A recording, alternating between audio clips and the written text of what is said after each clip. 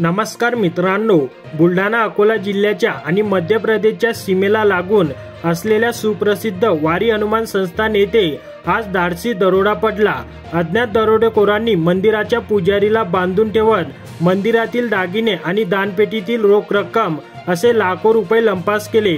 दरोडेखोरांच्या सुसज्ज टोळीने पुजारीला धाक दाखवून बांधून ठेवले। यानंतर हनुमान गणेश मूर्तीवरील मौल्यवान दागिने लंपास केले। यामध्ये हनुमान मूर्तीवरील 2 हार, कंबरपट्टा, हातकडे, पैजण, कान, मुकुट, छत्र गणेश मूर्तीवरील मुकुटचा समावेश आहे। तसेच दानपेटी सुद्धा फोडून त्यातील मोठी रक्कम दरोडेखोरांनी लंपास केली।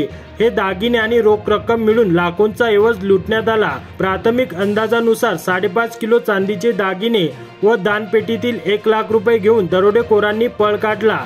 सातपुड्याच्या पायथ्याशी व मध्य प्रदेशच्या सीमेवर असलेले वारी हनुमान हे मंदिर समर्थ रामदास स्वामी यांनी स्थापित केल्याची वदंता आहे। वान प्रकल्प परिसरात निसर्गरम्य परिसरात हे पुरातन जागृत असे हनुमंताचे मंदिर आहे। बुलढाणा, अकोला आणि विदर्भासह राज्यातील लाखो भाविक पर्यटक इथे वर्षभर येतात। परराज्यातून देखील या ठिकाणी भाविक येत असतात। यामुळे या संस्थानात आज उत्तर रात्री पडलेल्या दरोड्याने विश्वस्त आणि लाखो भाविकांना मोठा धक्का बसला आहे।